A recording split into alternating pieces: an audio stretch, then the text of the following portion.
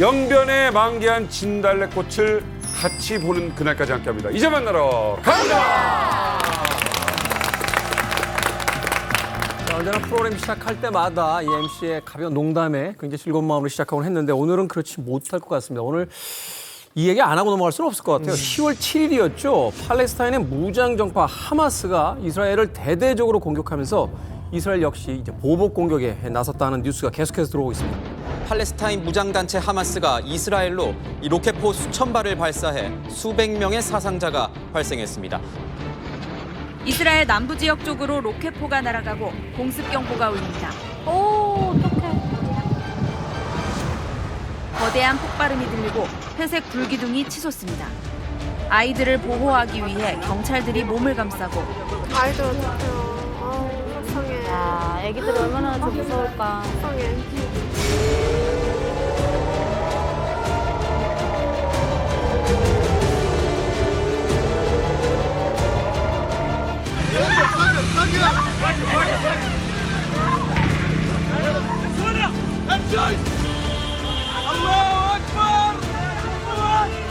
It was very clear it's her. I can't even start to understand how people think it makes sense to kidnap an 85 years old lady, kidnap babies.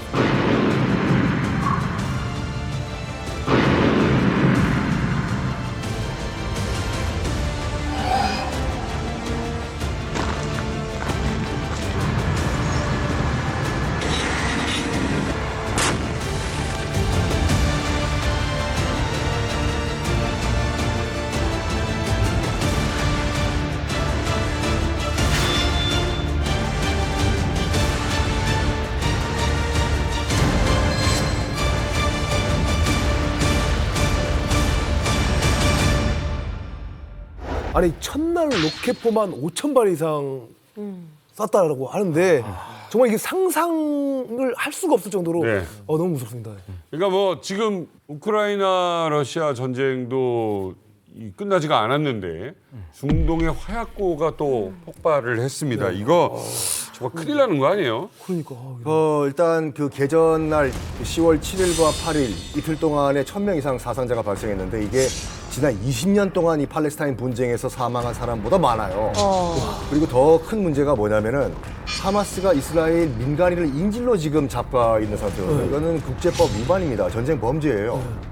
이게 두 뭐라고 할까 정치 세력 간의 대력이 아니라 이제 국제전 양상으로 바뀌고 있는데 중국이 이제 개입을 했어요. 중국이 뭐라고 했냐면은 팔레스타인을 독립시켜라. 양국 체제, 이 두 나라 체제로 만들어라. 했더니 이스라엘이 발끈한 거예요. 중국 스탠스, 입장 똑바로 정하라고. 지금 하마스를 강력하게 비난을 해라. 이런 과정에서 미국이 또 핵추진 항공모함을 종지중해로 보내고 있는 거예요. 그러면서 무슨 일이 있어도 이스라엘을 방어하겠다. 실제로 지금 유럽에서 독일이나 프랑스도 그 이스라엘 쪽에 어떤 지지 성명을 지금 내고 있는 상황이거든요. 그래서 네네. 지금 전세가 지금 양분되어 있는 상황인데 이스라엘 핵 보유국입니다.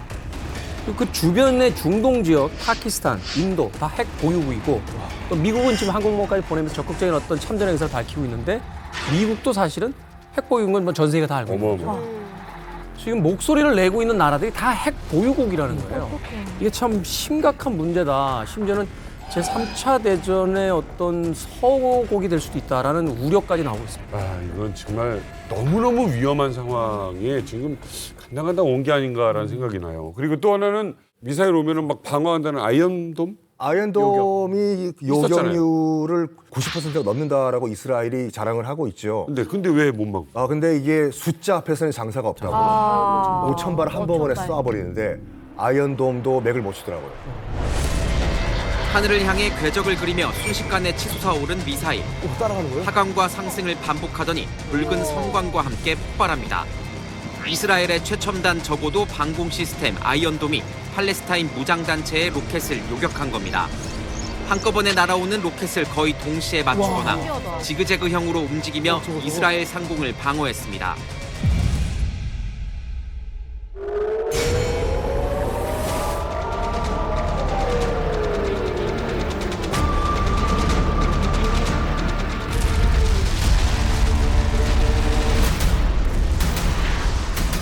문제는 아이언돔이 생각했던 것보다 기대 이하네라는 문제가 아니라 네. 현존하는 방어 시스템 중에서 가장 완벽한 무기는 여전히 아이언돔입니다. 그런데 불구하고 지금 보신 건 지난 5월에 이 이슬람 무장 단체가 전격적인 교전을 시작한 게 아니라 무력 도발을 한 거예요. 그래서 200발, 300발을 쐈을 때는 이스라엘이 보유하고 있는 아이언돔으로 90% 이상을 다 요격할 수 있다는 겁니다. 그런데 지금 중동에서 벌어지고 있는 건 아예 하마스 세력이 전격적인 전쟁을 시작한 거거든요. 마음 먹었기 때문에 5,000발 이상의 로켓포가 순식간에 이스라엘로 급작스럽게 날아들 경우에는 지금 있는 아이언돔으로 이걸 다 요격할 수가 없다는 거죠. 이게 시사하는 바는 우리에게 매우 큽니다. 북한이 우리에게 이 전격적인 전쟁을 시작할 때 수도권에 배치한 수많은 장사정포, 로켓포를 우리 수도권에 집중적으로 쏘아올릴 겁니다. 그러면 우리나라가 설사 이 아이언돔을 그때 완벽하게 보유한다 하더라도 과연 저거를 다 막아낼 수 있을 것인가? 이 문제가 이제 더 이상 남의 문제가 아니거든요. 네. 제가 사실 그 장사정포 부대의 지휘관이었어요. 네네. 170mm 자주포, 북한 말로 말하면 주체포, 그리고 240mm 방사포, 이 헌성 부대에 제가 근무하다가 봤는데 현재 수도권을 타격할 수 있는 북한의 장사정포는 1,100문 정도가 1군단, 2군단, 5군단에 전진 배치돼 있어요. 과거에는 제가 있던 620 훈련소가 후방에 있다가 정세가 긴박해지면 야간 무점용으로 철책성 군방까지 나와서 이제 타격한다고 했었는데 2000년도부터는 후방에 있던 버들을 몽땅 전진 배치시켰고요. 한 번에 22발이 날아오는 거니까 이게 한 번에 날아올 때 이거 정말 대응할 수 있을까? 뭐 이런 우려가 있죠.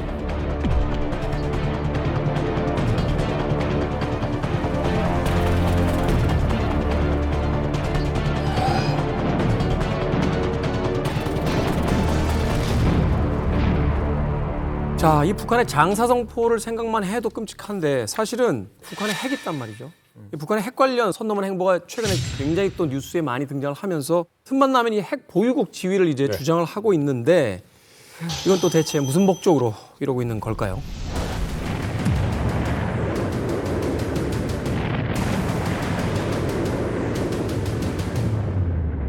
너무 충격이다. 이렇게 영상으로만 봐도.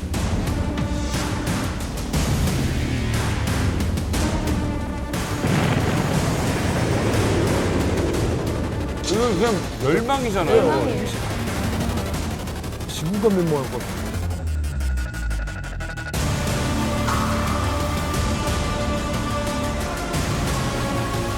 국가의 자주권과 안전리히 인민의 안녕을 철저히 수호하려는 조선민주주의 인민공화국의 결심은 확고부동하며 절대 불변합니다.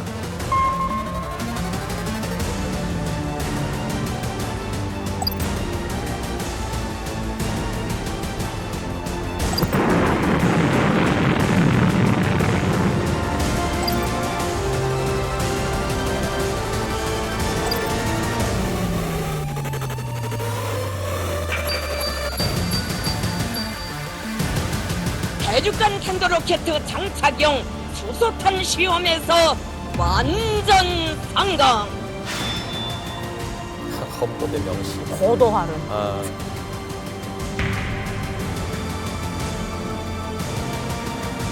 핵무력 강화 정책의 헌법화가 가지는 거대한 의의에 대하여 열정이 넘쳐 연설하신 경의하는 정비서 동지.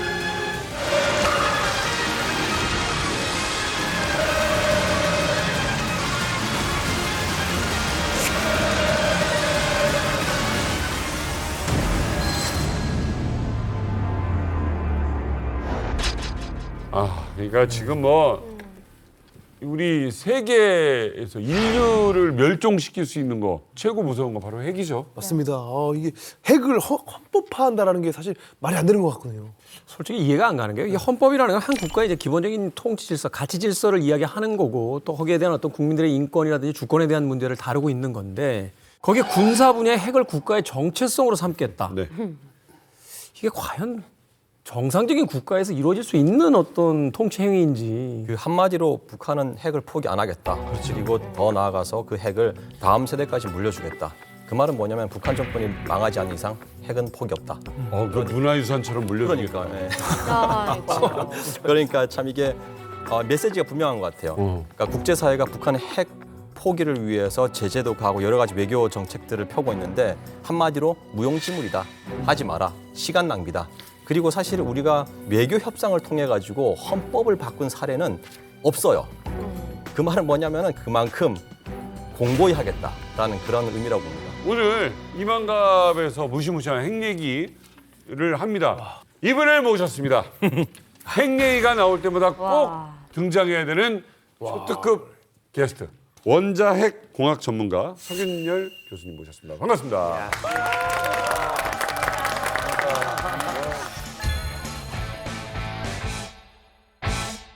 석윤열 교수님, 지금 북한이 가지고 있는 핵의 규모 어느 정도로 보면 될까요? 그건 아무도 모르죠. 저도 모르고요. 그렇지만은 일단 추정은 할 수가 있죠. 그 이유는 2017년이죠. 6차 핵실험 때 300킬로톤, 그러니까 30만 톤, 그러니까 TNT로요. 그 정도 되면은 히로시마 정도 도시가 20개가 나가니까요. 우리나라 웬만한 소도시 다 나가는 급이죠.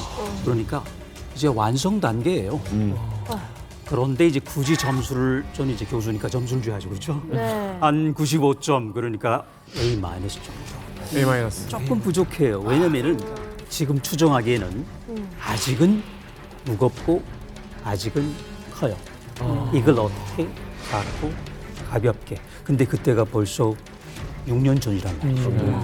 그러니까 지금 웬만한 전문가들은 앞으로 5년 내에 250기가 되는 게 2028년. 5년밖에 안 남았어요. 그렇죠. 사실 한 국가가요, 이제 공식적으로 핵 보유국이 된다, 핵무기를 보유하고 있다. 이거를 이제 국제사회에서 이제 인정을 받으려면 단지 이제 핵무기가 있다라는 것만으로는 안 되잖아요. 뭔가 또 일정한 조건들이 성립이 돼야 될 것 같은데. 그렇죠. 이제 핵무기가 있다는 거는 선언적인 거고요. 그럼 구체적으로 뭔가 조건이 있겠죠. 첫 번째는 원료가 많이 나와야 되겠고, 같은 한반도지만은 허리띠를 두고 북한 쪽에 천연 광물이 무지하게 많이 나오는데요. 그중에 우라늄이 있어요. 그러니까 원료가 충분하다. 캐면 되는 거예요. 캐면. 그렇죠. 캐면 되는 거죠. 그다음에 이것만 갖고는 안 되고요. 핵 기술, 눌러주는 기술, 또는 총을 쏘는 그런 기술, 렌즈 기술, 이게 필요한데 6차 핵실험으로 증명을 했거든요. 그렇죠. 마지막에 뭐죠? 세 번째. 택배가 필요하죠. 날리는 거예요. 그렇죠. 미사일했잖아요. 그런데 우리는 화폐 있잖아요. 그 정도 필요 없어요. 핵 대포 맞네요. 또는 핵 배낭, 그리고 요즘은요 드론이 나왔어요. 맞네. 드론 주잖아. 얼마 전에 드론 왔다 갔잖아요. 거기다 그것만 실으면은 빙빙 돌다가 날 새벽에 팡 터뜨리면 아주 간단. 기다가 또 하나 있잖아요. 뭐요? 핵추진 잠수함. 마지막이죠. 그거는 어디 있는지 아무도 몰라요. 지금 세 가지 요건, 이동 수단까지 해가지고 다 가지고 있는 거네요. 우리가 이제 우려하는 건 뭐냐면 그럼에도 불구하고 아직도 그 북한의 기술의 2% 정도 부족한 것이 있는데, 그걸 이제 이번에 러시아와 밀착하면서 러시아가 혹시 그 기술을 주지 않을까. 그 2%를. 예를 들어가 정찰위성심 실험 발표했는데 사실 우리나라도 러시아 기술 좀 빌려다가 배워가지고 성공시킨 거 아닙니까? 북한도 그런 절차를 밟을 수가 있고, 정찰위성을 갖다 띄우게 되면 그게 뭐가 되냐면 이제 미사일에 눈이 달린 거거든요. 정밀 타격이 가능하고 조정이 되는 또 정찰위성이기 때문에 이른바 선제 타격도 가능하거든요. 거기다가 또 하나가 걱정되는 게 이제 핵 잠수함인데, 왜냐하면 일반 잠수함 같은 건 부상을 해야 되거든요. 연료를 적극받고. 그럼 들통납니다. 근데 핵 잠수함 그냥 1년이고 2년이고 그냥 사망을 할 수 있기 때문에 어디 있는지 추적이 불가능하거든요. 그럴 때 갑자기 날리게 되면 그 어떤 방어 시스템으로도 그걸 막을 수가 없는 거예요. 아니 근데 대체 이 북한은 언제부터 이렇게 핵을 개발했길래 여기까지 온 거예요? 굉장히 집요하고 유구한 북한의 핵 집착 역사가 있습니다. 그래서 도대체 북한은 언제부터 핵을 만들기 시작한 건지 제가 무언가를 좀 준비했습니다. 자, 일명 인류 최초의 핵 개발 프로젝트가 맨해튼 프로젝트죠. 그렇죠. 맨해튼 아닙니다. 북한의 영변에서 시작된 핵 개발 프로젝트, 이른바 영해튼 프로젝트를 제가 오늘 준비를 해 봤습니다.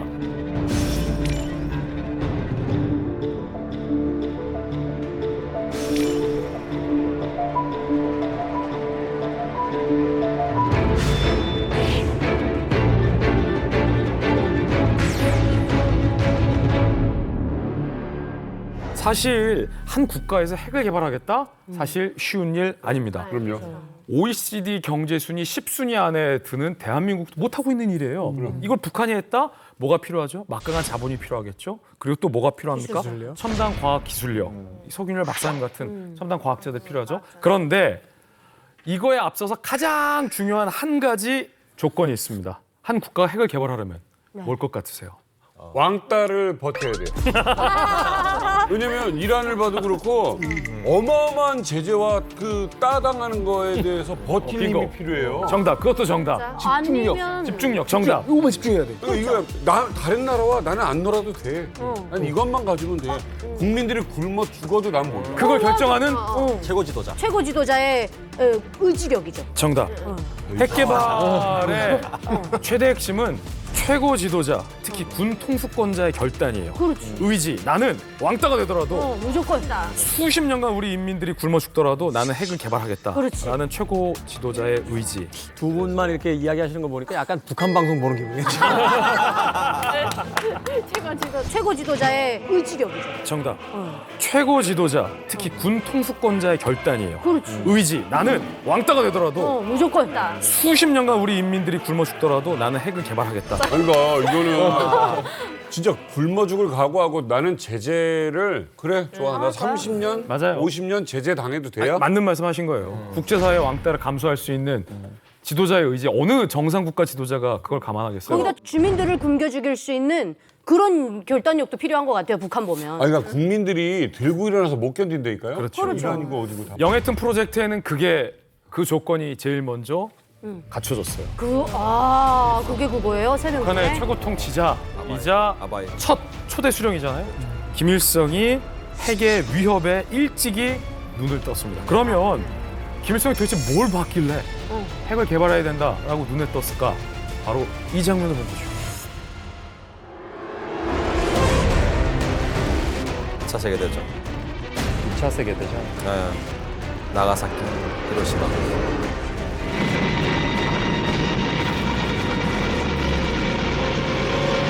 First record at the dome of Nagasaki, target for atom bomb number 2.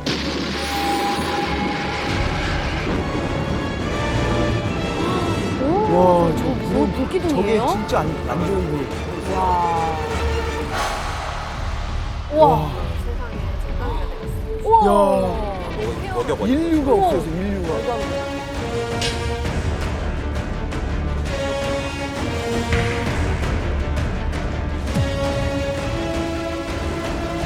(1945년) 제2차 세계대전을 끝내기 위해서 미국이 일본의 히로시마와 나가사키에 폭탄을 터뜨리죠. 핵폭탄을 터뜨리죠. 김일성이 그걸 보면서 핵이란 게 정말 위협적이구나. 게임을 끝낼 수 있는 정말 무시무시한 게임 체인저구나 라는 걸 깨닫습니다. 그런데 이 김일성 시대부터 이 핵을 완성하기까지 장장 3대에 걸쳐서 40여 년의 시간을 북한이 쏟아붓잖아요. 이 또한 매우 진귀한 그리고 이례적인 기록이기도 합니다. 그쵸, 교수님? 맞아요.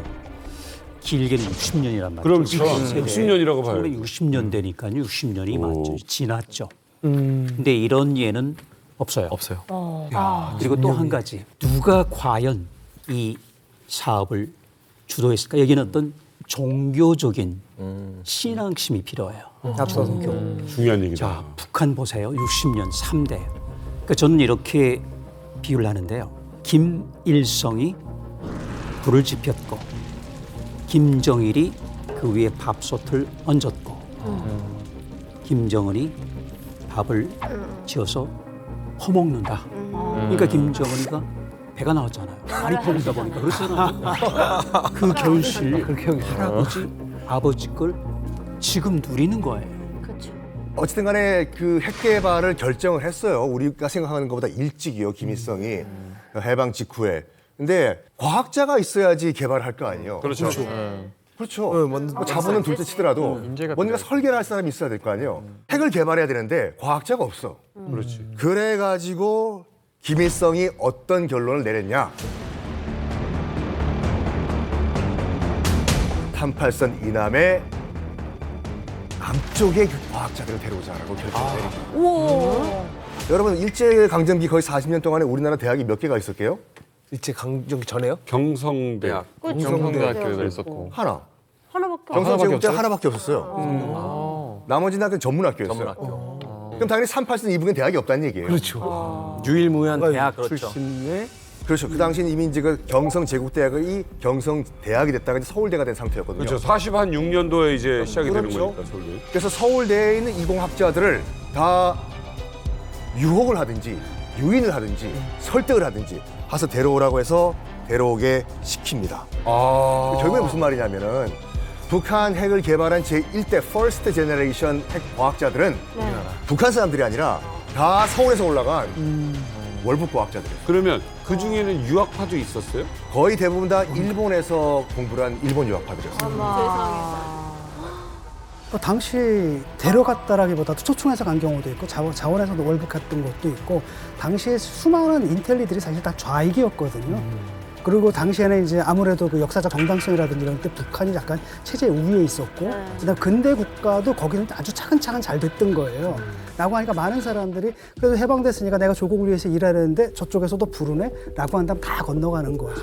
그래서 사실 그때 넘어간 사람들이 40, 50년대는 진짜 이공계가 귀했거든요. 그 중에 40%, 80명이 들어갔는데 그게 한반도에 존재하는 이공계 과학자의 40% 데려가 버린 거예요. 80명? 예. 와, 그렇게 교수 없었던 뭐 거야? 이런 사람들이니까. 당시에 왜 남한에 있던 유능한 과학자들이 북한 핵무기를 만드는 데 투입이 된 것일까? 그리고 월북한 천재 과학자들은 북한에서 대체 뭘 개발하고 어떤 활동들을 한 것인가? 지금부터 김일성의 핵 개발 야망을 이루는데 투입된 남한의 과학자들, 그들이 왜 월북을 선택할 수밖에 없었는지 그 역사 속에 숨겨진 진실을 좀 만나보도록 하겠습니다. 그래서 북한 핵 개발의 씨앗을 뿌린 천재 과학자들이 누군지 이 김일성의 옆에서 북한의 핵 개발을 시작한 북한판 오펜하이머는 누군지 지금부터 한 사람 한 사람 조명을 해보도록 예전부터 가는 거예요? 예. 와, 나 이건 처음인데요? 나는 여지껏 뭐 핵개발 얘기 뭐 처음이에요. 해도 이런 정리는 처음 들어보는 얘기예요. 네. 영해튼 프로젝트 첫 번째 북한판 오펜하이머 첫 번째 과학자를 공개하겠습니다. 바로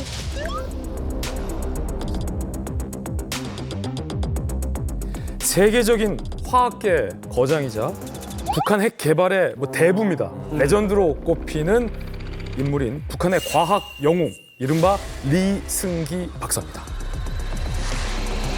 이름 친숙하시죠? 예, 승기하면 저랑 1박에 같이 아는데 이승기 아니에요. 리승기. 그 엄친아 리승기 말고 북한에서 사실은 과학계의 아버지, 핵의 아버지로 불리는 사람을 한 명 꼽자면 바로 이 리승기 박사를 꼽습니다. 제가 프로필을 준비했는데 함께 보시죠. 처음 듣는데? 자, 이름 리승기, 1905년생이시고요. 전남 담양에서 태어났습니다. 서울중앙고 나왔어요. 그리고 일본으로 유학 시절을 거쳐서 서울대 공과대 학장까지 역임했으니까 그 시대에 정말 수재예요, 수재. 그리고 당시 이제 일본에 가서 또 일본의 교토대 등의 일본 대학에서 박사 학위를 받은 이 조선인 3명의 박사 중에 한 분이세요. 그 당시 3명밖에 안 됐어요. 리승기 박사하면 그 연구 분야에서는 뭐 독보적인 존재였다고 해서 학생들 사이에서는 남측에 있을 때부터 서울대에 있을 때부터 수재의 표본이다.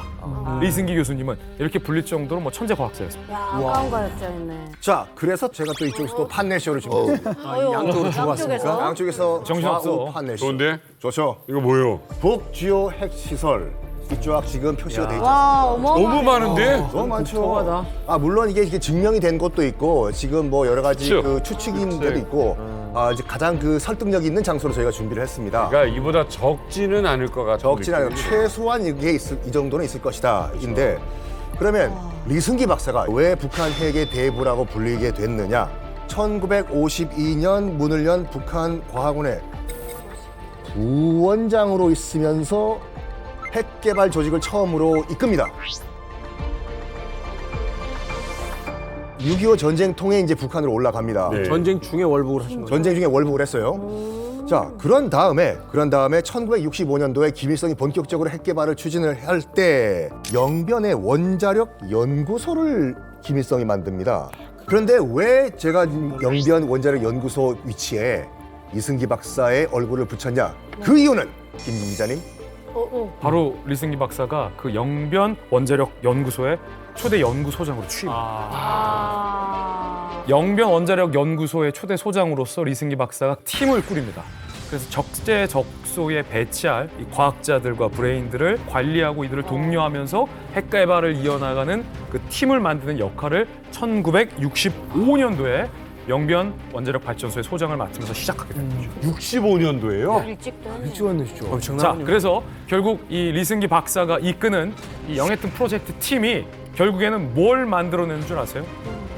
바로 내폭형 플루토늄을 만들어냅니다.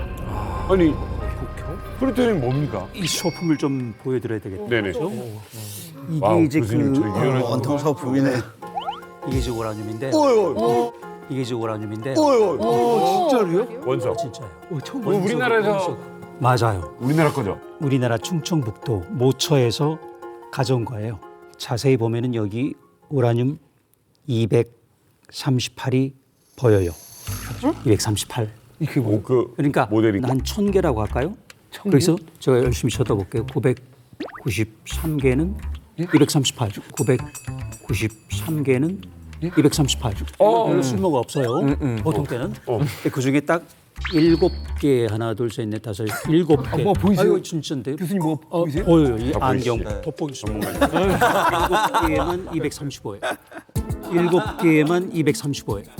993개는 238. 7개만 235예요.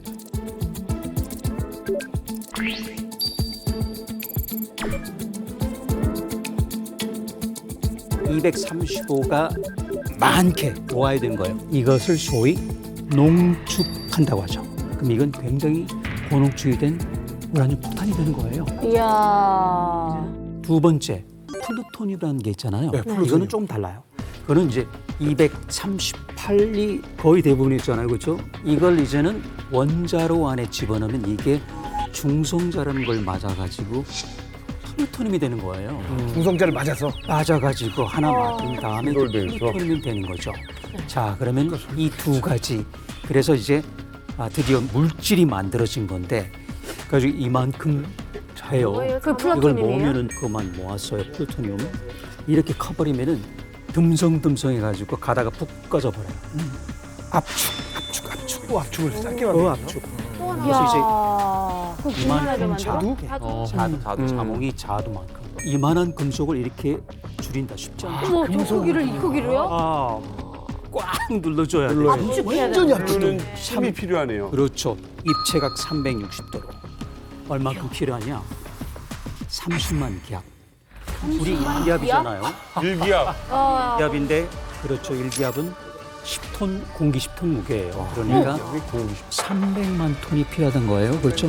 압력이? 300만 톤. 그러니까 물에서 맞아요. 10m 들어갈 때마다 1기압씩 떨어지거든요. 맞아요. 그러니까 300만 톤이면 300만 메타를 내려가야 돼요. 내려가야 돼. 맞아요. 그러면 어디로? 인간은 완전히 그냥 터지는 없어지는 거고 거죠. 없어지는 그렇죠. 거고. 그래서 그 상태를 만들어야 되는데 그런 건 없잖아요 지금. 만드는 방법이 있죠. 와, 코끼리가 필요해요. 그래서 사실은요. 핵폭탄은 코끼리가 필요하다. 필요하죠. 그래서 코끼리. 그래서 인도가 가지고 있습니까? 원래는 아프리카도 있죠. 원래 이게 아프리카는 좀 크죠. 그죠? 인도는 좀 작아요. 네. 평균적으로 6톤쯤 돼요. 그러니까 이 녀석들 50만 마리를 뭐라고요? 50만 마리를 뭐라고요? 입체각으로 해가지고 꽉 누르면 이게 이만해지고 또 꽉 누르면 또 이만해져요. 그러니까 이게 이제 무슨 소리야? 소형화, 경량화. 그러니까 플루토늄이 점점 상상할 수 없는 압력으로 눌러야 된다. 꽉 눌러버리면 압력으로 누른다. 1억 분에 80초 동안에 핵분열이 일어나서 약 1kg 정도가 되면은 드디어 히로시마 같은 폭탄이 되는데 실제 없어진 거는 1g도 안 돼요. 1g? 1g 분해가 된 거예요. 무슨 말씀이에요? 나머지는 전부 공중분해. 근데 1g이 터져가지고 없어져가지고 도시가 없어졌잖아요. 히로시마는 그보다 덜 했어요. 0.6g이 터져서 나머지 64kg 가져가 나머지 다 공중분해. 그만큼 원시적이었죠. 아니 궁금한 게 있습니다. 지금 1g도 안 되는 게 터졌다고 하셨거든요. 나가사키와 히로시마의 폭발 규모 한번 다시 보겠습니다.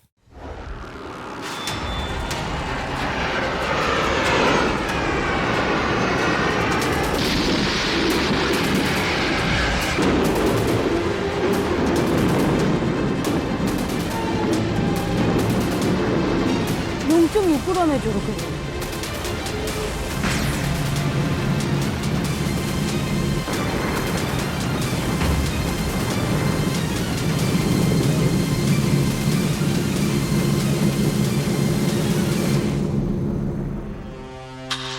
어머 이거 봐 완전 초토화됐어. 나가기. 와.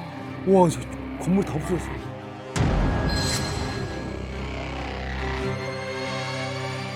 어떡해 끔찍하다. 그러면 지금 북한이 가지고 있는 건 저거보다 더 이거를 30배 정도 돼요.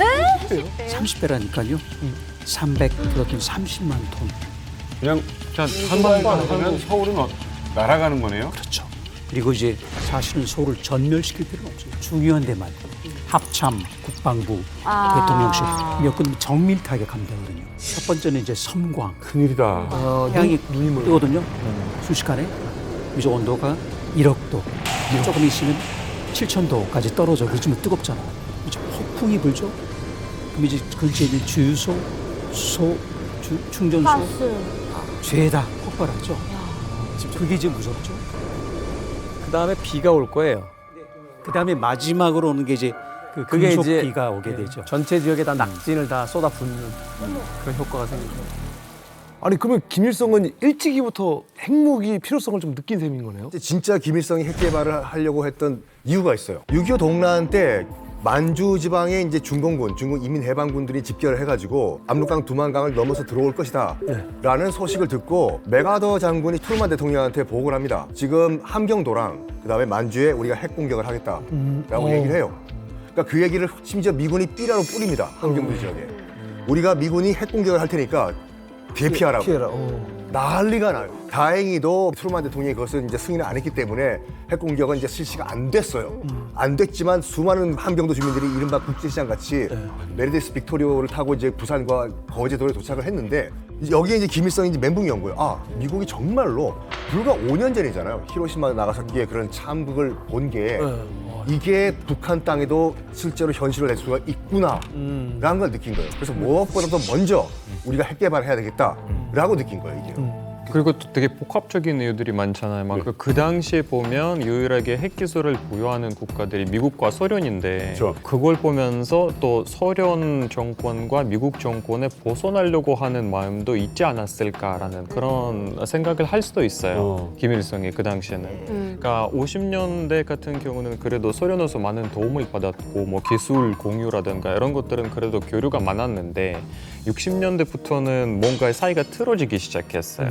그러니까 소련 쪽에서도 이제 북한이 뭔가의 평화적인 목적이뿐만 아니라 군사적인 목적으로 이제 그 핵 기술을 보유하려고 한다라는 것을 보이기 시작했기 때문에 소련 쪽에서도 더 이상 기술을 제공 안 하고 김일성 입장에서 봤을 때는 그게 오히려 또 나는 무조건 개발해서 무조건 얘네들을 앞서야겠다라는 그런 마음을 먹었을 수도 있죠. 김일성의 핵무기 개발이 진심이었단 말이에요. 그리고 북한의 중대 사업으로 지정을 했습니다. 그러면 가장 핵심이 되는 게 바로 원자력 연구소인데 이 원자력 연구소의 소장을 누가 맡았느냐? 이게 말하자면 이제 이 프로젝트의 핵심이 되는 건데 바로 이승기 박사가 이 원자력 연구소장을 맡으면서 이제 북한의 핵무기 개발에 총괄이 이제 되는 자리에 오르게 되는 거죠. 근데 이제 여기서 하나 좀 저희들이 지금까지 이만갑을 진행하면서 가졌던 어떤 상식으로 비춰봤을 때 좀 의문점이 드는 부분들이 있어요. 북한에서 출신 성분 정말 그렇죠. 끝까지 따지잖아요. 그렇죠. 네? 사돈의 팔촌에 뭐 당군 할아버지까지 올라가서 이제 따지는데 근데 국가의 가장 중요한 연구 개발 프로젝트에 소장을 맡긴다? 이게 좀 의아하긴 해요. 이승기 박사 같은 경우에는 사실 자기 존재 가치를 증명을 해낸 사람입니다.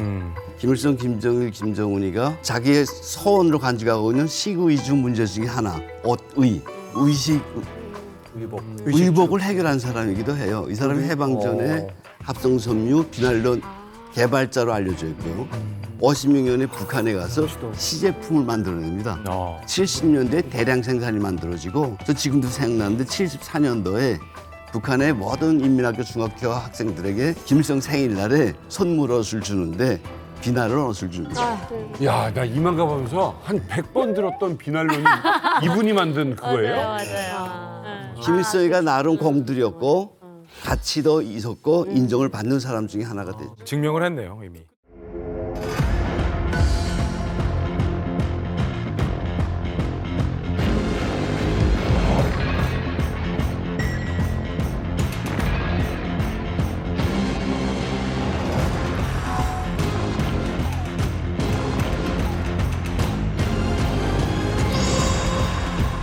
수령님께서 그처럼 사랑하신 훌륭한 인민과 비난론이 하나의 화폭 속에 비춰지고 있었습니다. 근데 저건 정말 대단한 발명이다. 대단한 발명이죠. 근데 저걸로 뭘 만들었지? 우리가 본 게 있나?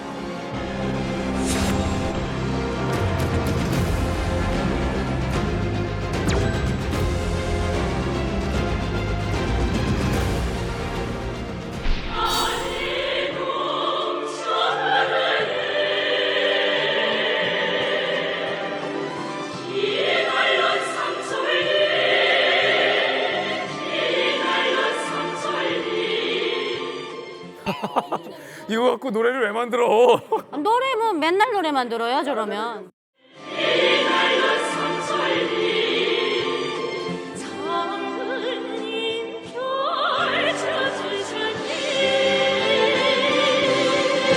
언제나 인민들과 같이 먹고 같이 믿고 같이 살면서 그들과 생사고락을 같이 하여야 합니다.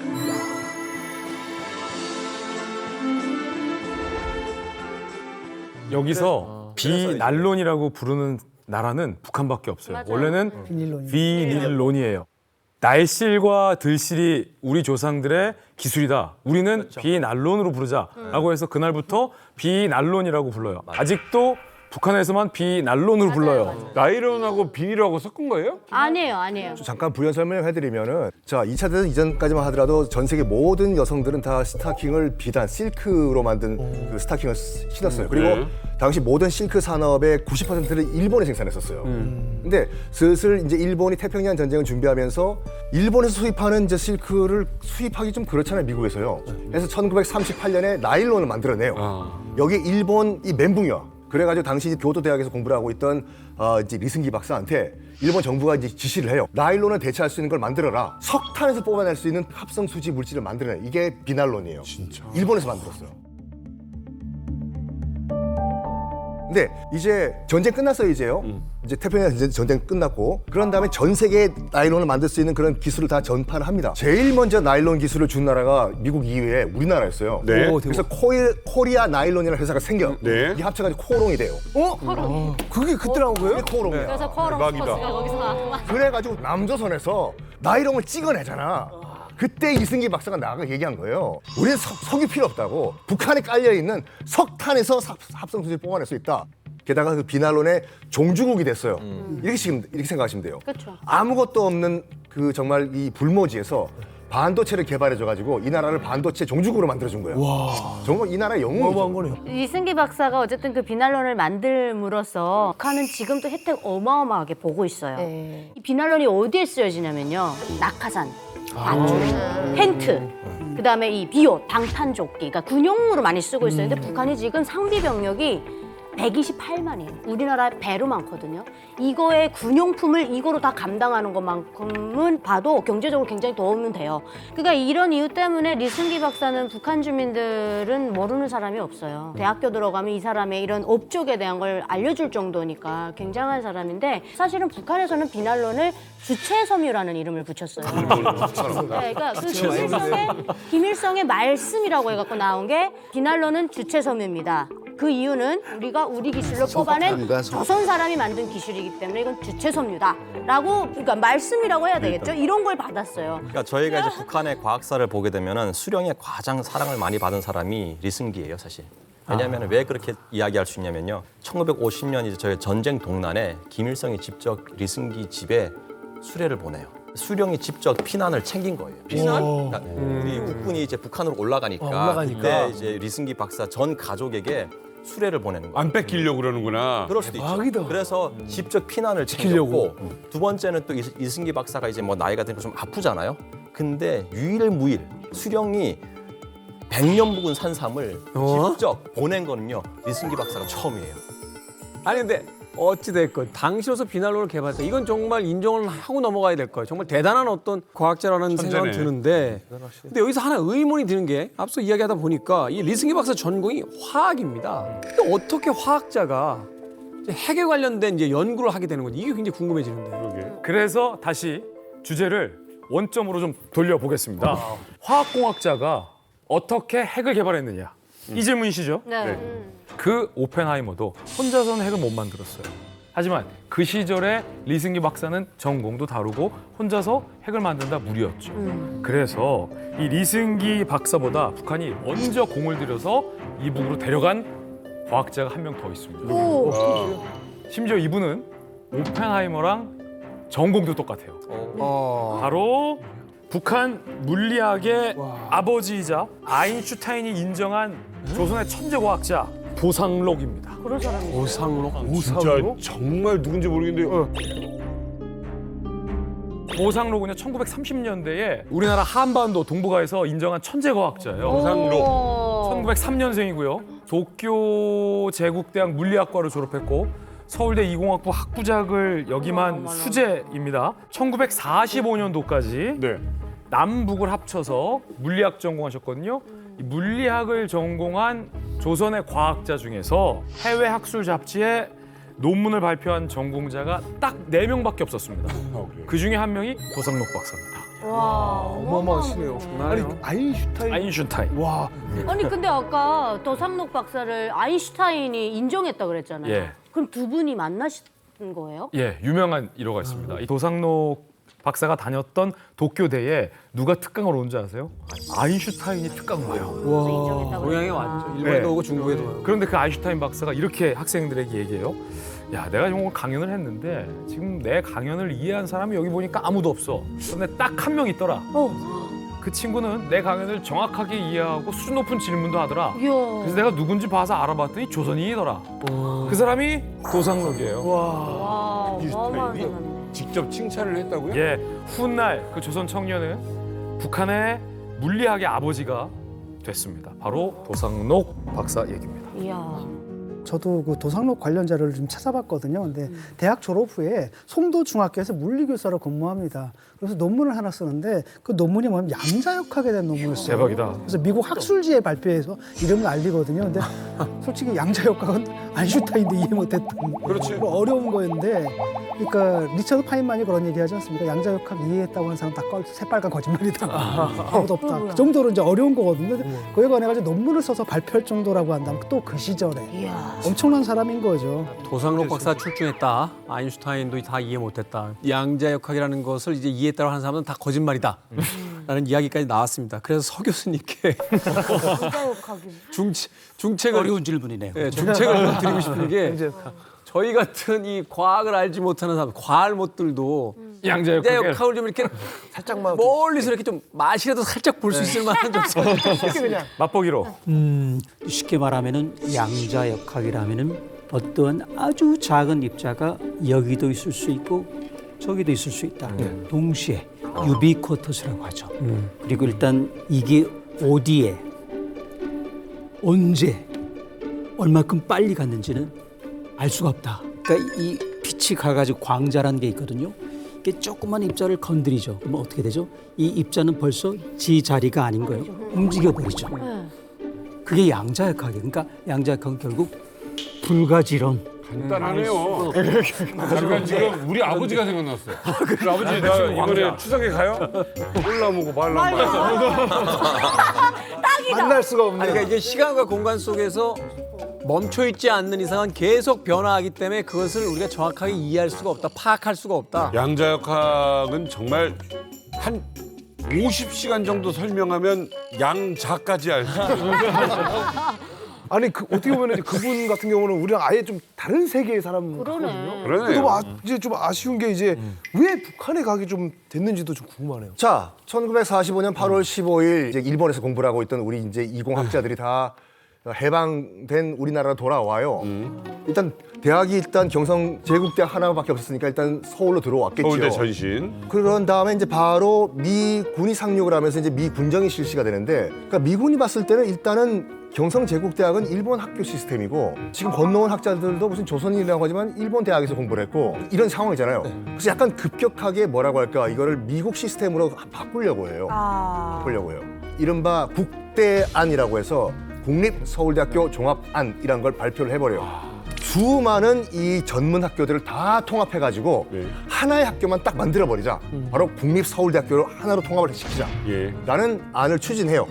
그거를 일본에서 건너온 그 조선인 학자들, 유학생들 입장에서 봤을 때는 미군의 그런 강압적인 군정이 좋게 안 보였어요. 그렇지. 미군정이 이제 서울대학교 시스템을 바꾸려고 하는 그렇죠. 거니까. 바꾸려고 하는 거를 우리가 자치적으로 우리가 우리만의 대학을 만들겠다 하는데 왜 미군정은 그거를 막냐. 그러니까 일본이 물러가니까 미군이 들어왔다. 근데 미군정 입장에서 봤을 때는 우리가 분명히 지금 여기 해방군으로 들어왔는데 왜 일본 출신 학자들이 우리의 정책에 딴지를 걸지? 여기서 미군정 측과 이 일본에서 건너온 학자들이 빵! 이른바 국대한 사건 때문에 충돌을 합니다. 그래서 학교 안에도 이제 국대한 찬성파하고 또 이제 반대파 이렇게 뭐 나뉘게 됐는데 그럴 수밖에 없는 게 일단 해방된 조국에서는 일제 강점기를 거쳤기 때문에 이공계라는 학문 자체를 접한 사람이 거의 없었거든요.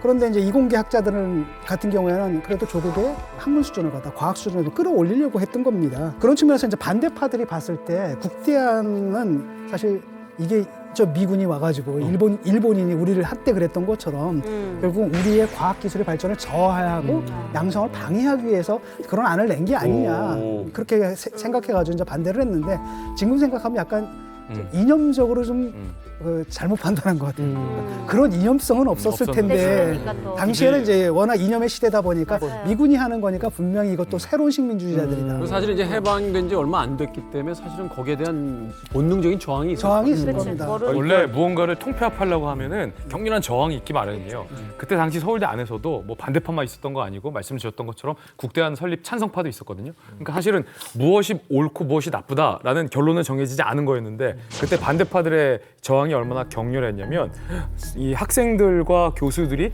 동맹 휴업을 합니다. 그래서 등록도 하지 않고 수업도 하지 않는 사태가 1년 반 넘게 이어집니다. 그러다 보니까 서울대학교에서 이 많은 반대파 교수들이 해임이 돼요. 그 중에 해임됐던 교수가 바로 도상록 교수였어요. 그리고 1년의 이 과정을 보면서 당시 서울대의 이 공과대 학장이 누구였냐면 리승기 학장이었어요. 어머.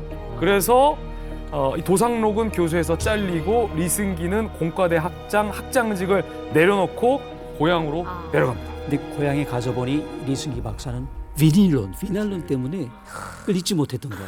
과학자가. 맞아요. 그래서 여러 번 그 회유를 물리치다가 월북을 감행하는데 그때 도상록 교수도 마찬가지로 그냥 혼자 하는 게 아니고요.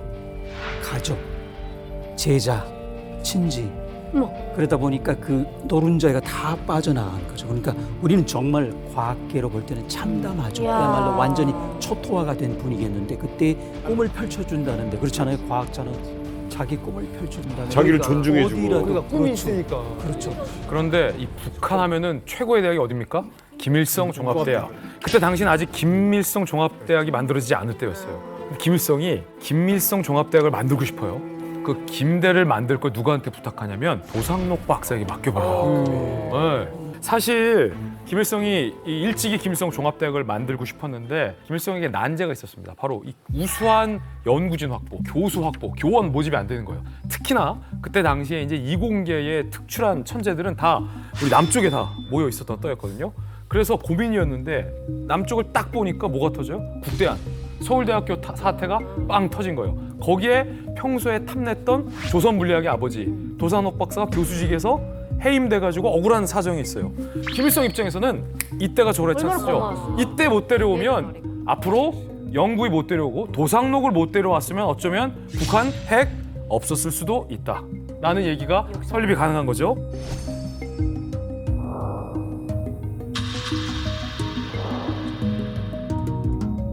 김일성의 무한 신뢰가 있었어요.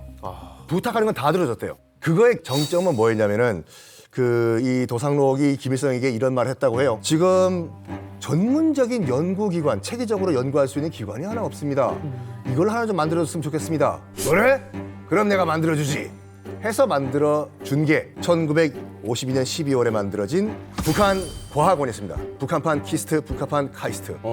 이게 52년도에 만들어진 이후에 52년도에 만들어진 이후에 도상록 씨는 꿈이 이루어졌다라는 말을 했다고 하죠. 와, 이건 뭐 6.25 전쟁 중에도 끝나자. 6.25 전쟁 중이었어요. 1952년이면. 이거 뭐야? 끝나기도 전에 그냥 벌써 이런 걸 만들고 했다고요? 감동이었겠죠. 전쟁 중에 과학을 이렇게 챙겨주는구나. 라는 측면에서. 근데 이제 도상록 박사 같은 경우는 리승기 박사에 비해서는 이름이 전혀 알려져 있지 않아요. 몰랐어요. 그 이유는 왜 그러냐면요. 근데 일반 주민들에겐 이 사람의 이 신분을 노출할 수가 없어요. 왜냐면 핵 관련된 일을 했잖아요. 그렇기 때문에 이런 사람들이 표면상으로 노출이 되면 표적이 될 수 있어요. 그래서 북한은 핵 관련된 일을 하는 사람들은 철저하게 일반 주민들과 분리시켜 놓습니다. 그래서 도상록이라는 사람은 전혀 주민들에게는 많이 알려진 이름은 아니다. 노래는 잘하는데 히트곡이 없구나. 그렇죠. 네. 숨어서 작사 작곡만 한 거예요. 네. 히트곡은 있는데 익명으로 나간 거죠. 그렇죠. 그런데 3년 전에 제 지인이기도 하지만은 그 모센 바카자드 박사가 이제 핵 개발 총책이었거든요. 그 교수가 안가에 있다가 강의하러 가는 길에 드론이 나타나가지고. 그 뉴스 봤어요. 뉴스 봤어요. 우리 안 됐죠. 예, 3년 전에. 그러니까 그래서 저도 그때부터는 저도 잠수를 타기 시작했어요. 제가 이만갑도 나오지 않았잖아요. 그래서 북한에서는 특히 핵 과학자들은 철저하게 그러니까 지금 나와 있을 때는 벌써 철이 지났거나 허수아비들만 나오는 거예요. 그러니까 거기 나와 있는 사람은 실제가 아닌 거죠. 핵심들은 감춰져. 그래서 이제 도상록 박사가 이제야 알려지기 시작했죠. 그동안 장막에 가려져 있다고. 자, 근데 정말 그 당시 상황은 행운의 여신은 김일성에게 쳐다보면서 웃고 오셨습니다. 일단 뭐 도상록, 그다음에 이승기가 넘어왔지만 아무리 천재라고 하더라도 뚝딱 핵무기를 만들어낼 수 있는 건 아니잖아요. 그럼요. 그래서 52년도에 북한 과학원이 만들어졌을 때만 하더라도 핵 관련 전문 연구 조직은 없었어요. 그런데 1955년, 3년 후죠. 3년 후에 최초의 핵 관련 전문 연구 조직인 핵물리연구실을 문을 엽니다. 왜 그러냐면 소련이 급속도로 핵 개발 기술을 발전시키고 있었어요. 1945년 7월에 이제 그 오펜하이머가 뉴멕시코 사막에서 인류 최초의 핵 그 실험을 성공하잖아요. 그때 이제 미국 트루만 대통령이 어떻게 생각했냐면 소련이 이걸 성공시키려면 최소한 한 10년, 15년이 걸릴 것이다. 1955년, 1960년까지 걸릴 것이다. 했는데 영화에서 나온 것처럼 클라우스 푹스라고 하는 배신자가 등장을 해요. 맨하탄 프로젝트에 참가했던 한 과학자가 이 맨하탄 프로젝트의 그 핵심 기술을 다 들고 소련으로 튀어요. 그리고 이거를 스탈린에게 제공합니다. 그래가지고 4년 후인 1949년에 소련도 핵 개발에 성공을 해요. 그때부터 고삐 풀린 폭주였죠, 소련. 쫙! 그리고 그 다시 소련이 얘기를 합니다. 이 기술을 우리 사회주의 형제 국가에게 공유를 하기 위한 협력 프로젝트를 만들겠다라고 하면서 1956년 3월에 모스크바 근처인 그 드브나에서 다국적 연합 핵 연구소, 영어로는 Joint Institute for Nuclear Research. 지네가 소련 사람들이면서 왜 영어로 써?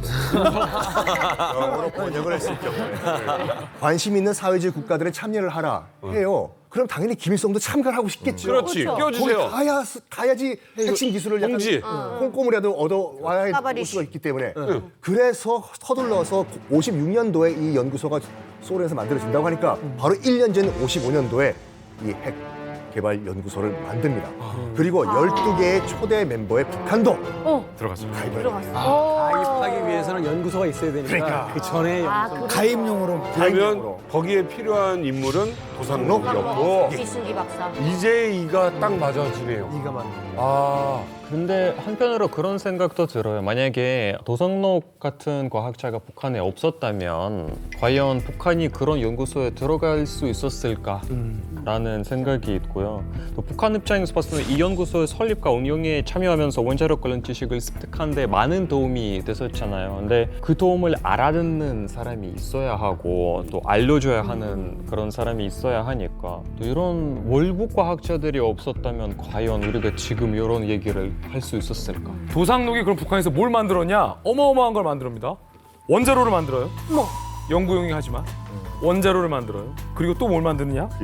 입자 가속기의 일종인 베타트론을 북한 최초로 제작해내요.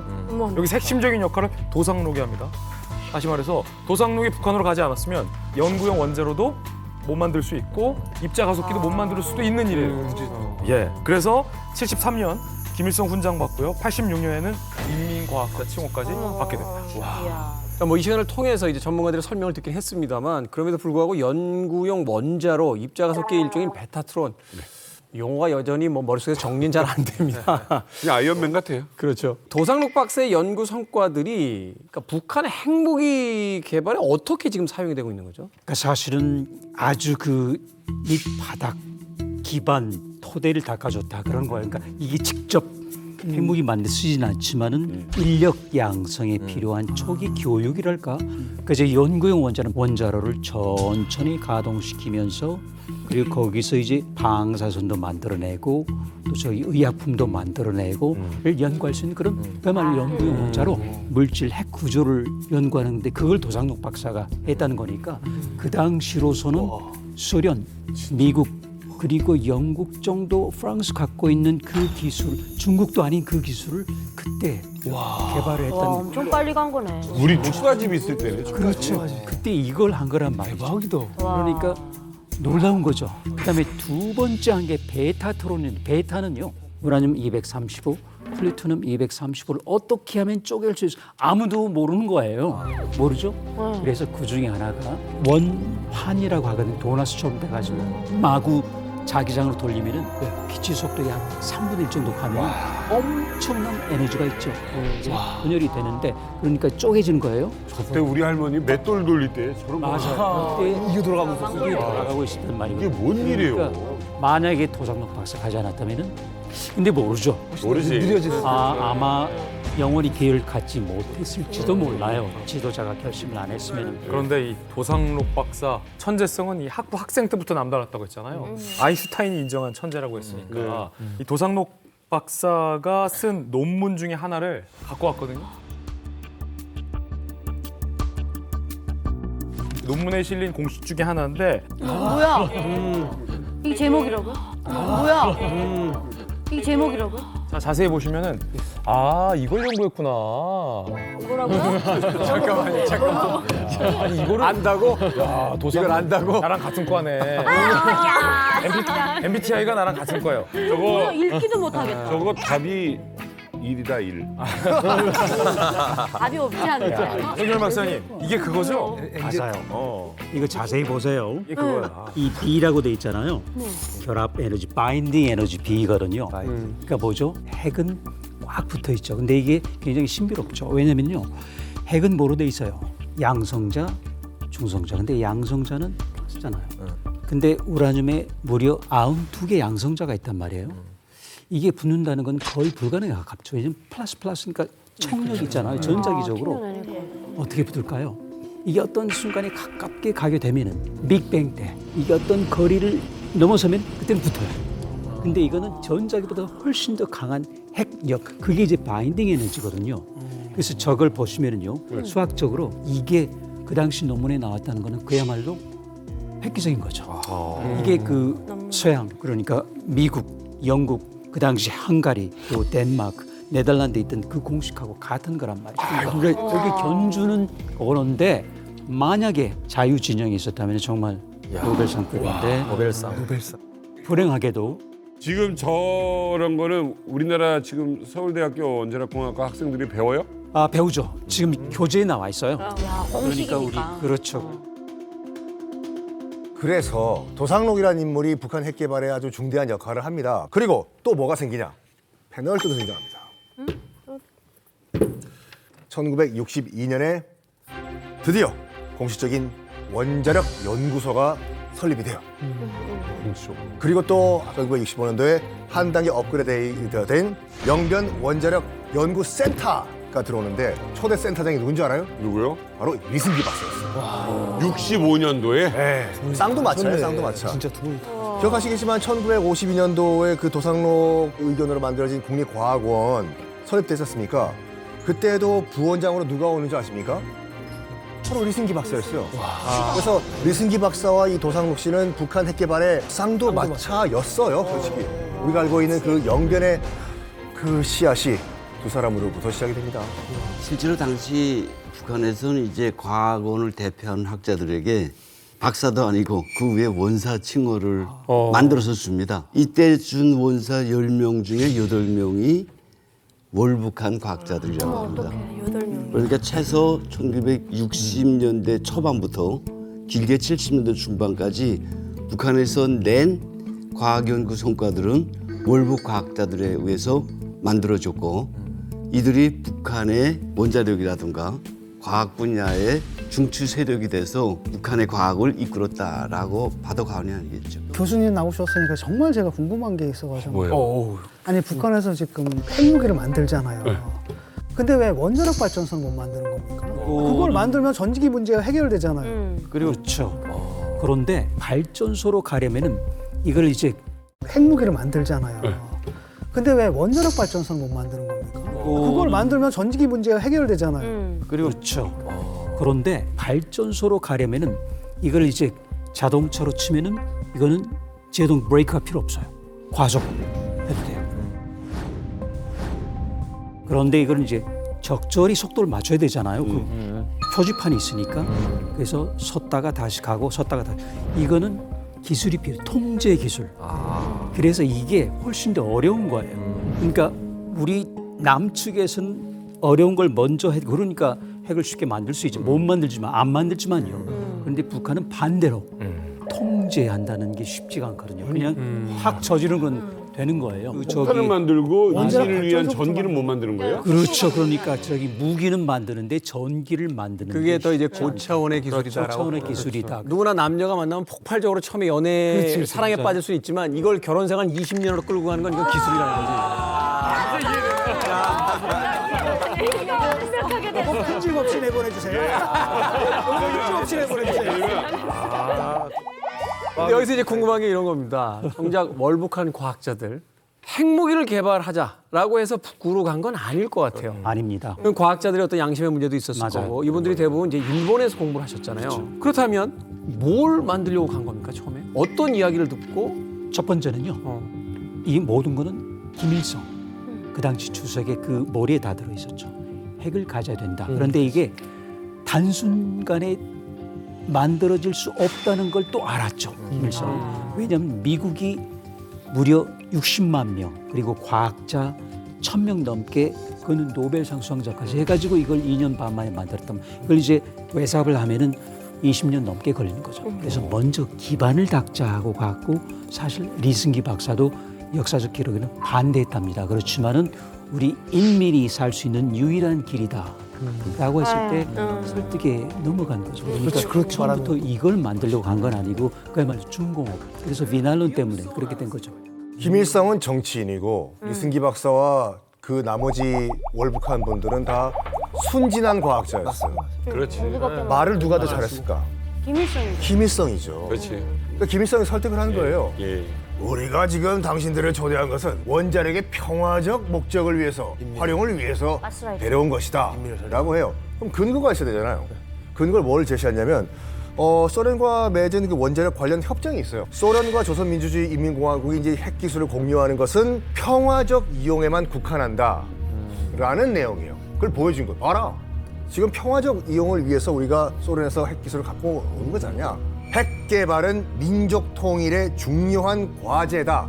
이 말을 듣고 핵 개발팀에 참여를 했다고 하는 거예요. 저는 그 생각도 있었을 것 같아요. 거기에는 니네 미군정이 와서 학교 통합하는 거 보지 않았냐. 분명히 남조선에는 핵폭탄이 와 있을 것이다. 우리 민족 말살한다. 그 내용은 도상록 박사가 직접 쓴 책에도 나와 있어요. 뭐라고 쓰여 있냐면 우리들은 핵 분열 형상의 평화적 이용을 지지하며 인류의 악독한 원수들, 여기서의 인류의 원수는 미국이에요. 미국의 흉계를 제지하기 위해서 이 핵 분열 현상을 더 깊이 연구해야 한다. 다시 말해서 이거 우리말로 바꿔보면 미국이 핵 분열을 통해서 세계 재패를 위한 전쟁 무기로 쓸 거기 때문에 세계 평화를 지키기 위해서 우리도 미국의 기술인 핵 분열 기술을 연구하고 더 가다듬어야 한다라고 도상록도 책에 썼습니다. 그러니까 김일성이 만들어낸 이 핵 개발 논리에 그때 당시 이 월북한 과학자들이 다 넘어갔다라고 보여지는 거죠.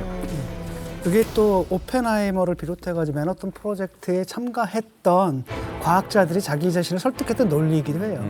왜냐하면 당시 뭐라고 생각을 했냐면 나치가 먼저 핵을 개발하고 있다. 이 핵무기가 먼저 나치의 손에 들어가게 되면 세계 평화가 깨질 것이다. 그러니까 우리가 먼저 개발해야 된다. 이런 논리로 자기 설득을 해가지고 했거든요. 그래서 그 결과 보고 나중에 이제 아인슈타인 같은 사람도 후회하고 그랬죠. 그러다가 1962년이 되죠. 그때는 어마어마한 사건이 발생하는데 뭔? 바로 쿠바의 미사일 위기가 터지죠. 소련이 쿠바 섬에 자기 원래 미사일을 배치를 하고 미국이 그걸 이제 없애려고 그 협상에 들어가죠. 네네. 그러니까 거의 제3차 세계대전까지는 올라갔는데 김일성이 본 게 그거예요. 자, 미국이 약소국인 사회주의 국가를 때릴 수 있다. 그래서 그걸 보고 소련이 자기 배치를 무력화시킬 수 있다. 그래서 그걸 이제 교훈으로 삼고 아니다, 안 되겠다. 우리도 그거는 핵 기술을 보유해야겠다라는 마음을 또 굳건히 아주 할 수 있었습니다. 그러네요. 지금 뭐 대만에다가 미국이 미사일 갖다 놓으면 중국이 또 가만히 있겠습니까? 쿠바 바로 턱 밑에다가. 근데 문제는 뭐냐면 이게 그 당시 기술로는 그 소련에서 전략핵을 딱 발사했을 때 이거 인지하고 대응할 수 있는 시간이 약 8분이 주어진대요. 그런데 쿠바에 갖다 놓으면은 그게 1분. 바로 그러면 판단할 시간조차 없었대요. 그러니까 본토로 바로 날라오는. 참을 수가 없는 거. 그래서 케네디가 이제 그 당시에 이거 하면은 이제 핵전쟁 벌이겠다라고 해서 사실은 왔다가 돌아갔죠. 그때 김일성이 멘붕이 왔어요, 솔직히. 쿠바 앞까지 와가지고 미사일 부품을 싣고 왔다가 다시 소련으로 돌아갔거든요. 그걸 보고 아, 소련 못 믿겠다. 우리 스스로 각자 도생하자. 그래서 핵개발 추진한 거예요. 그러니까 김일성 입장에서는 굉장히 국제 정세가 불안했기 때문에 북한 정권에 대한 위협으로 느꼈던 거죠. 거기다가 이 소련이 결정적인 핵 기술을 중국한테 자꾸 안 줘. 이 핑계 저 핑계 대면서 아 근데 그거는 주긴 줄 건데 우리가 너네는 못 믿는다는 얘기는 아닌데 안 줘요. 그걸 보면서 야, 이 소련의 해구산을 우리가 믿으면 안 되겠구나 라는 걸 김일성이 깨달아요. 그래서 1962년 취약한 북한의 군사력에도 불구하고 자위 국방의 길을 선포하면서 본격적인 핵 개발의 길로 착수하게 된 거예요. 이유가 있네.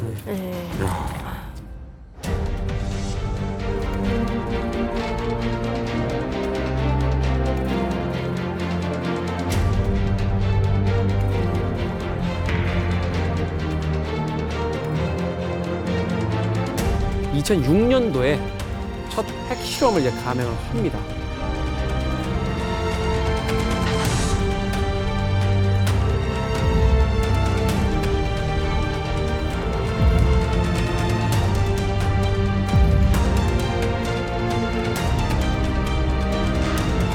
2017년 이제 6차 핵실험까지 이제 완료가 공식적으로 된 상태입니다.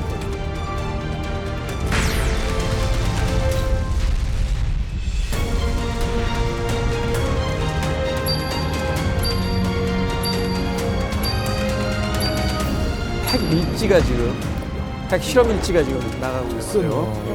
북한이 수소폭탄을 만들면 확실한 거죠. 일단 이거는 원자 탄만 갖고는 조금 힘들어요. 약간의 소탄이 되지 않으면 이 정도까지는 안 나가거든요. 그런데 50kg 이상이 조금 부족하지만은 북한 기술로 저 정도 되면 가고 있다. 그러니까 제가 보기에는 기술적으로 증강탄, 요즘에 증강탄까지 하는 건 소탄은 시간 문제다. 미국, 독일이 한 것처럼 만약에 중국이 한 것처럼 300 그렇던 30만 톤이면은 히로시마 20개란 말이죠. 그런데 또 한 가지 문제가 저는 그래서 이제 영해튼이라고 했잖아요. 근데 이게 다시 맨하튼 말고 만해튼. 그거는 만탑산에서 하잖아요. 6번 그리고 6차 때는 무지 컸잖아요. 그럼 산이 사람처럼 피로해져요. 피로산 증후군에 걸려가지고 이게 백두산에서 114km밖에 안 돼요. 이제 지금 그게 넘어가면은 드디어 마그마 방을 또 건들게 돼요. 아우, 진짜. 그리고 이건 자외행위죠. 지진이 생기거나. 진상이야. 진짜. 핵실험장이 있다고 알려져 있는 만탑산 같은 경우에는 지금 일단 해발이 약 2,200m가 돼요. 한라산보다 높은 산이에요. 한라산보다 높아요. 이 높은 산 안쪽에 이제 핵실험장을 만들었는데 일단 그 산의 구조를 보면 그 산의 윗부분은 화강암, 굉장히 단단하죠. 하층 부위는 이제 현무암, 단단한 돌산이에요. 그래서 이론상으로 봤을 때는 밑에서 핵실험을 해도 방사능 물질이 이제 외부로 이제 나가는 걸 차단을 해줘요.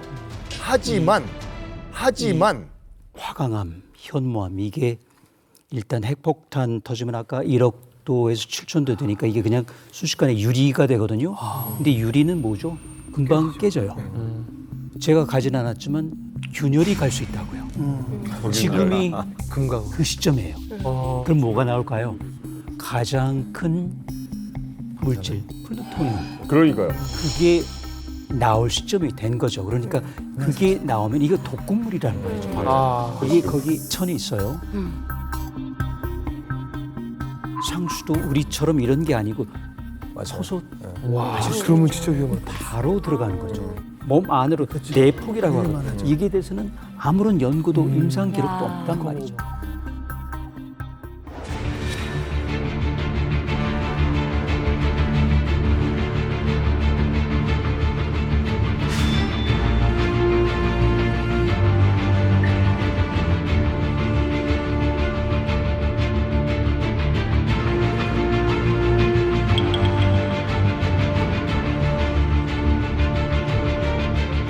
방사성 물질 누출 현상이 전혀 없었고 주위 생태 환경에 그 어떤 부정적 영향도 주지 않았다는 것이 확정되었다.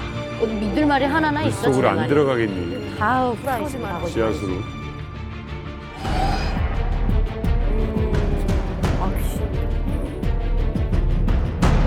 결핵 환자, 피부염 환자들이 늘어났습니다. 사람들은 이밖에 진단이 무관치 않은 시금치를 앓는 사람들을 가리켜 기신병에 걸렸다고 말을 했고 무당을 찾아가 방토합니다 했습니다. 병원에 가서 진단을 받으면 결핵 진단을 받는 겁니다. 그래서 왜 그러니 그 병을 만나서 사역을 넘기지 못하고 다 죽는 겁니다. 핵폭탄 맞은 거 아니야? 땅속에다. 그렇죠.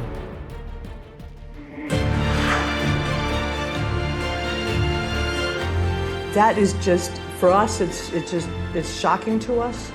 But in North Korea, the fear of being able to speak about it, and they were basically threatened with persecution if they talked about it. So they just called it the ghost disease. Just another example of how much the North Korean people are suppressed, and how they're even the freedom to be able to express yourself is forbidden. North Koreans have absolutely not a single human right.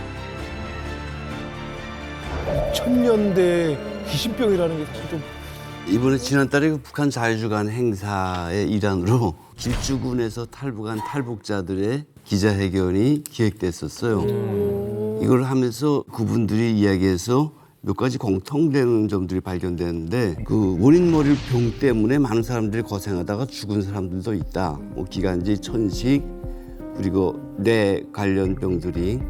이건 저희들이 과학적으로 뭐 할 수 있는 길이 없어서 본인들은 원인을 모르니까. 그 많은 길주 사람들이 그 병이 귀신병이다. 이런 증언들을 얘기를 하더라고요. 한 아주머니의 이야기가 정말 참 충격적이었어요. 먼저 왔는데 한국에 와야 되겠다 해서 왔는데 아들이 20대 중반인 아들이 아팠대요. 폐렴. 그래서 야, 조금 치료하면 낫겠구나 하고 내가 돈 벌어서 브로커를 보낼 테니까 그때 와라. 그러니까 알았다 하고 있는데 아들이 계속 아프다는 이야기가 점점 더 심해진다는 이야기에서 들어왔대요. 그래서 여기서 판단할 때 방향을 바꿔서 일단 평양에 있는 중앙병원에 좋은 병원에 가서 좀 치료를 받고 하자. 그래서 이제 $1,000 보내고 $2,000 보내고 $5,000 보내고 평양으로 가야 되니까 계속 못 가요. 애가 못 간다고요? 네. 그러니까 평양에 가려면 아시다시피 통행증을 떼야 되는데 계속 부결되는 거야. 아파 죽게 된 애가 죽었어요. 죽었어요. 그래서 엄마가 야 이게 너무 아들 잃은 엄마가 얼마나 원통하겠어요. 무슨 일이? 가지도 못하고 지금 죽었으니까. 그래서 여기저기 알아보니까 이게 중앙당에서 길주에서 생긴 환자들을 평양시에 들여보내지 말라라는 내부 지침이 있었답니다. 다 죽으라는 거예요. 방사능 오염이 있을 수 있다. 그래서 이 어머니가 막 그냥 격정을 토하고 막 울분을 토하는데 이분 이야기가 그래요. 이게 나라냐? 어떻게 나라가 우리 동네에서 핵실험을 하고 거기에 피해 받은 사람들을 이렇게 죽으라고 내버려두냐? 말이 됩니까 이게? 네, 너무 그분의 이야기가 많은 사람들을 울렸어요. 사실.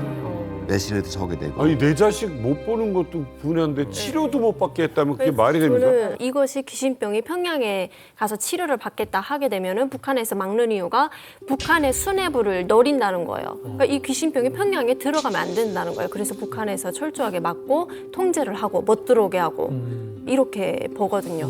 참 화가 나는 게 북한이 계속 이야기하는 게 우리가 핵무기를 만드는 것은 인민들을 보호하기 위해서다라고 이야기하잖아요. 근데 귀신병이 북한의 핵실험을 통해서 피폭을 인한 병이다. 그러면은 이거는 김정은 스스로가 모순에 빠지는 거예요. 인민을 보호하기 위해서 만든 핵무기로 인해서 핵실험으로 인해서 인민이 죽어가는 거죠. 그리고 더 지금 심각한 것은 핵무기를 개발을 함으로써 국제사회가 북한을 제재를 하잖아요. 그걸 통해서 수많은 사람들이 아사가자가 생기고 굶어 죽어가는 거예요. 그러니까 결국은 뭐냐면 이 핵실험의 핵심은 북한 인민들을 보호하는 것이 아니라 북한 정권을 보호하기 위한 것이다라고 저는 그렇게 봅니다. 러시아 같은 경우는 뭐 체르노빌 사태 같은 경우 이게 그 피해가 아직도 이어지고 있다고. 아직도 이어지고 있죠. 그러니까 약간 비슷한 게 처음에 체르노빌에 터졌을 때 딱 그 달과 그 다음 날에는 계속 그거 숨기고 사람들에게 얘기를 안 알리고 사람들이 계속 자연스럽게 피폭하면서 살았잖아요. 그러니까 거의 뭐 일주일 한 달 동안. 세상에. 암에 걸리는 사람들의 확률이 훨씬 더 높았고 또 그러니까 정신적으로 이상이 많은 사람들도 있었고 몸적으로 육체적으로 이상이 많은 사람들이 있었어요. 아직까지는 거기는 엑스클루전 존이라고 해서 거기는 들어가면 안 되는 그런 구역이 있어요. 요번에 우크라이나 전쟁 났을 때 러시아군이 체르노빌 거길 갔어요. 거길 가가지고 거기 그 금지된 지역에 들어가서 심지어는 뭘 했냐면 참호를 판 거예요. 참호를 파니까 여기 그 쌓였던 게 다 오죠. 그래가지고 일개가 중대가 다 몽땅 다 실려가지고 피폭당해가지고 바로 증상이 나타난 거예요. 왜 그런? 아니 그러니까 또 러시아에서 그 사실을 숨기니까 그 작전 부대들은 거기에 대한 위험성을 몰랐던 거죠. 사실은 뭐 오펜하이머 영화에서는 잘 안 다뤄졌습니다만 그 미국에서 원법 투하 전에 실험했을 때 그 실험장에서 관련됐던 사람들이 이후에 피폭 환자로 또 굉장히 많이 세상을 떠나기도 했었고 여러 가지 문제들이 좀 있었죠. 핵 개발 의도를 가진 국가들 좀 바라보면 어떠세요, 학자로서? 좀 착잡하죠. 왜냐하면 지금 말씀하신 이런 내용들이 새로울 건 없죠. 오래전에 미국도 그렇게 무심했고요. 트리니티라고 하는 1945년 7월 16일의 실험 결과 때문에 캐나다까지 아직 영향이 갔다니까 이걸 지금 안 거예요. 왜냐하면 여태까지는 히로시마, 나가사키처럼 급하게 폭탄이 떨어져서 봤는데 그게 아니고 이게 순식간에 돌고 돌아가죠. 실험했을 때 보통 이게 지구를 계속 돌다가 7바퀴 반 도는 것도 있거든요. 그럼 계속 도는 거예요. 우리도 지금 폐에 들어오고 있어요. 단지 우리가 이기고 있는 것이죠. 그래서 이게 지금 풍계리 근처에 전부 108만 명이거든요. 자, 그 사람들의 모든 적이 전수조사를 하면은 어떻게 될까요?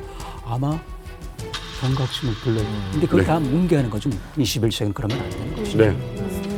제가 그 북한을 취재하면서 이런 얘기를 해요. 중국에는 아직도 지금 북한에 사는 사람들은 결국엔 그게 뭐 우리 민족의 핵이 되면 좋은 거 아닙니까? 이런 말을 하고 아직도 많은 북한 분들이 북한의 핵실험으로 인해서 이런 방사능 부작용이 있을 수 있다는 사실에 대해서 아예 깜깜하게 모르고 있거든요.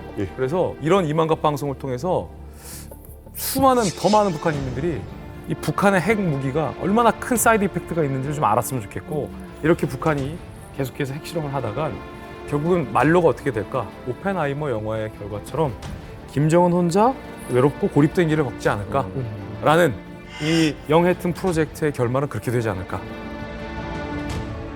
오늘 말씀 나누면서 정말 너무나 훌륭한 그 과학자가 어쩌다가 핵폭탄을 만들고 그것을 대한민국 그리고 또 미국 등등의 위협으로 쓰이게 됐는지 너무나도 안타까운 마음이 들었습니다. 어떤 음악을 골라오는 게 가장 이 상황에 대한 적절한 비유일까 생각하다가 알버트 하몬드의 음악 중에서요. For the Peace of All Mankind라는 곡이 있어요. 모든 인류를 위하여, 인류의 평화를 위하여 이렇게 되죠. 근데 이게 사실은 그 일종의 관용구라고 그래요. 무엇인가를 간절히 원할 때 제발 이라는 어떤 의미로서 쓰인다고 합니다. 이 두 가지 의미가 다 오늘 상황하고 맞는 것 같아요. 제발 부탁인데 인류의 평화를 위해서 제발. 네.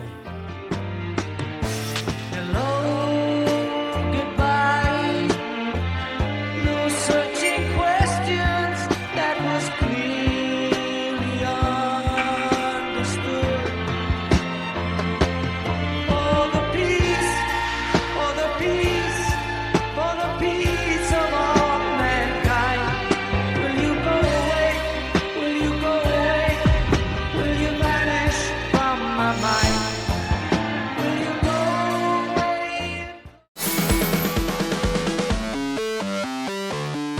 문화재 주민들과 이들의 삶은 다르다.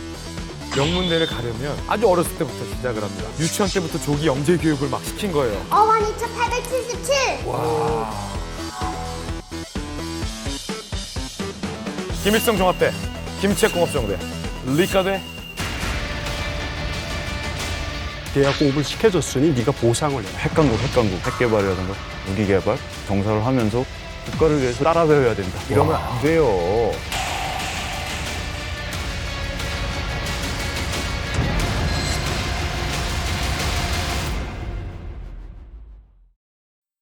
채널 A